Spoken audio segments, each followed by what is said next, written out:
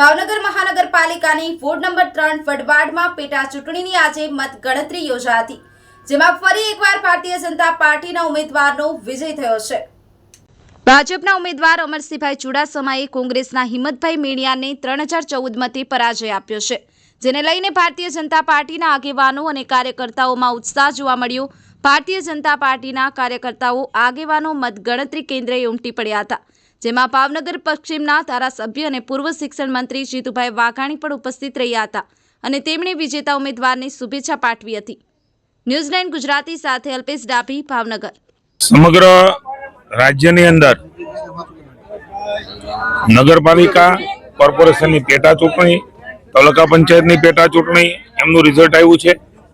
હું સમગ્ર રાજ્યની જનતાને અભિનંદન આપું છું।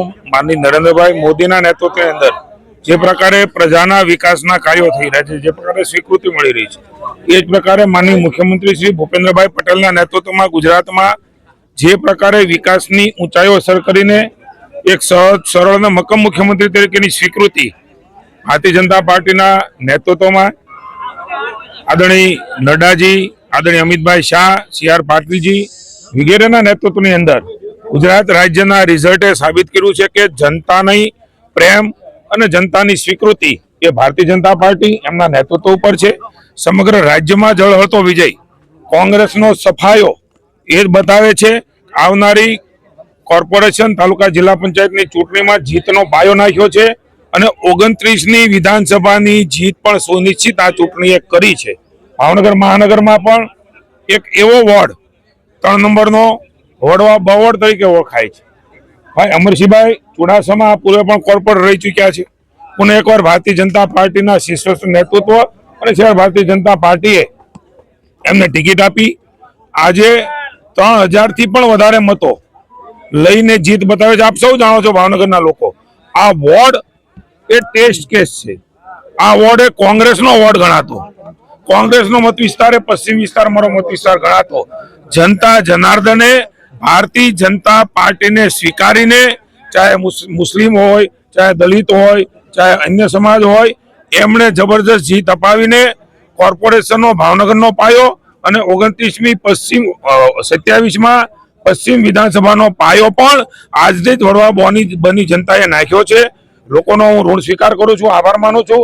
તમામ કાર્યકર્તાઓ શહેર પ્રમુખના નેતૃત્વની અંદર અમે સૌ ચૂંટણી લડ્યા છીએ। જેમને જેમને જવાબદારી મળી એમણે પણ સરસ નિભાવી છે। નથી મળી એવા મારા બૂથના કાર્યકર્તાઓએ પણ જે પ્રકારે મહેનત કરી છે, તમામ કાર્યકર્તાઓને આ જીતનો શ્રેય હું આપું છું। તમામ મતદાર ભાઈઓ બહેનોએ જે પ્રકારે વિશ્વાસ મૂક્યો છે પ્રતિનિધિ તરીકે મારા પર અને ભારતીય જનતા પાર્ટી ઉપર જે પ્રકારે પ્રેમ આપ્યો છે, હું વડવા બ વિસ્તારના લોકોને ભરોસો આપું છું।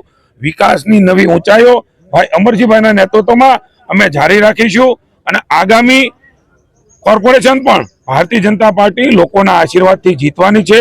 27 અને 29નો પાયો ભાવનગરમાં અમરસિંહભાઈની વોર્ડ નંબર 3ની બની ચૂંટણીએ કાર્યકર્તાઓના પરિશ્રમ અને જનતાના આશીર્વાદથી પ્રાપ્ત કર્યો છે અને મેળવવાના છે। પુનઃ એકવાર વડવાના સૌ મતદારોની આ જીત છે, કાર્યકર્તાઓની જીત છે।